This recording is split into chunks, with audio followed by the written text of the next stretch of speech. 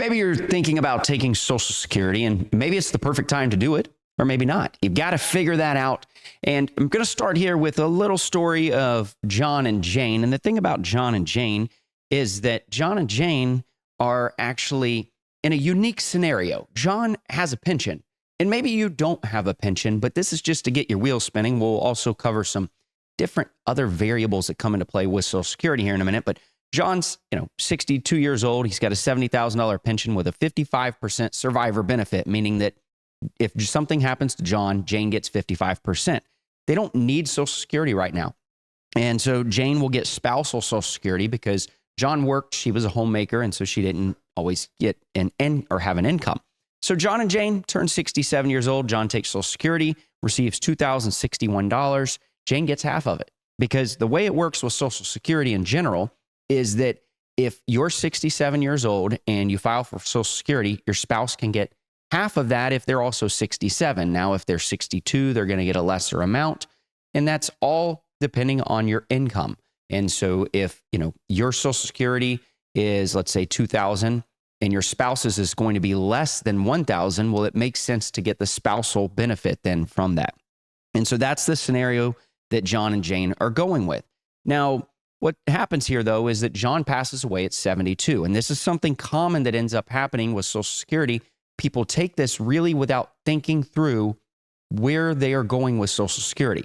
So with John passing away at 72, Jane loses spousal Social Security, because when it happens is you're going to lose your spousal Social Security if your spouse passes away, and now you take over their Social Security. And so that's exactly what happened here. Lost 45% of the pension, because remember, she only gets 55% of that, and she'll receive John's Social Security. Well, there's a little problem here, though, because they didn't need Social Security to start with. And so let's go and let's say, okay, well, guess what? Let's change this up a little bit. And let's say that John takes Social Security at age 70. Well, look at this. He gets $2,648. So he gets over $500 more. But a lot of people are going to look in this scenario specifically and say, well, but Jane's not getting that spousal benefit. But you got to remember, they didn't need the money right this second, but they just wanted to take it because it's free money that's there.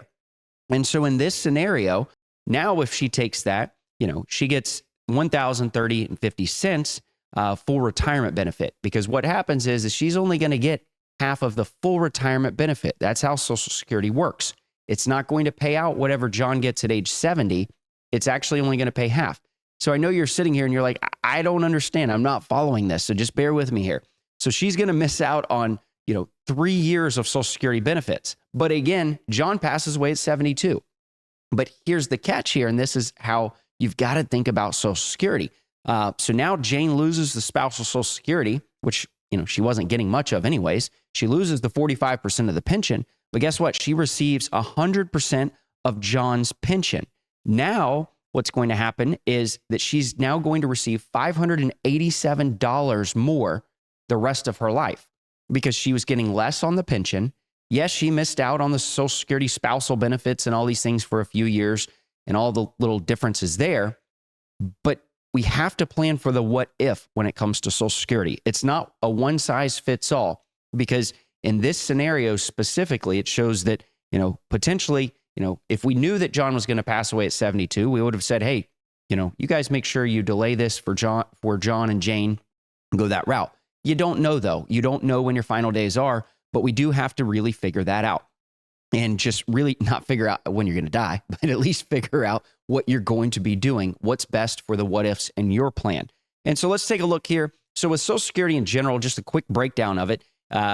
Age 62 is the earliest you can take it. If you wait until full retirement age, you're going to get your full benefit. But if you actually delay until age 70, you're going to get an 8% increase each year from full retirement age until age 70. So that's how John and Jane could do this here. They could actually wait, delay, and it continues to go up quite a bit each year, 8%. And so then if something happens to John, it takes care of Jane. And so right there, that's one thing. Now, you might be saying, hey, well, when's the break even on this exactly? So for the general person, if you're taking it at age 62 versus age 70, in this scenario, this is using a software we use called Nest Egg. planning software. And this is a specific client that we just pulled up to see what their break even was. And their break even shows you at age 80 is the break even between 62 and 70. So if you take Social Security at 62 and you know you're going to pass away in your mid 70s, maybe, historically your family has all passed away. Maybe it makes sense to take it at 62. But if you know that your family's going to live until age 90, well, potentially it could be like, well, hey, maybe we should wait until close to age 70 because I'm going to have a lot more money pay out from Social Security long term.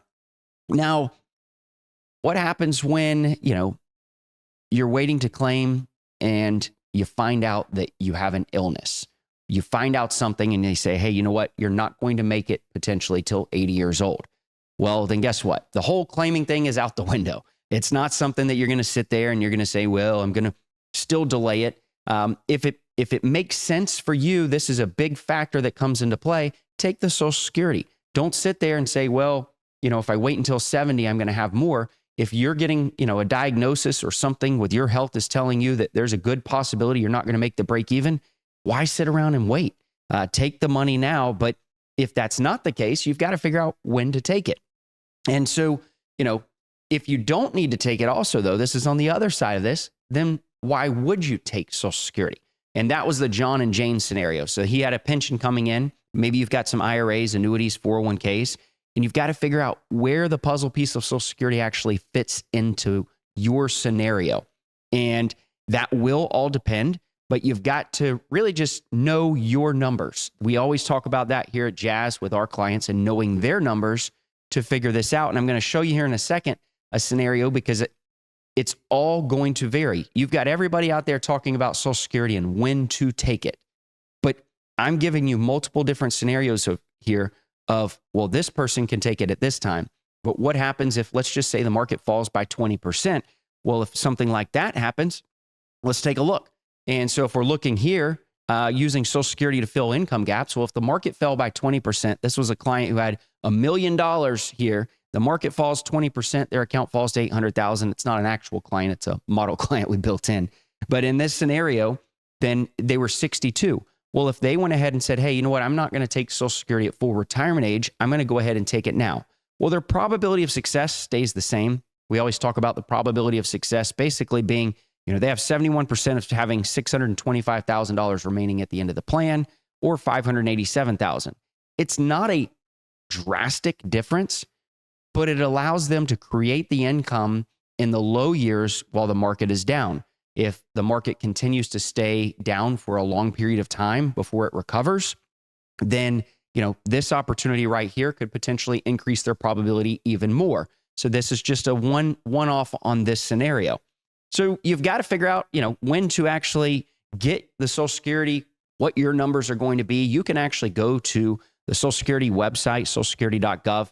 You can calculate everything right here with a benefits calculator, figure that out. Then it can help you to break down, there's different scenarios you can run here to figure out, well, hey, when can I get this?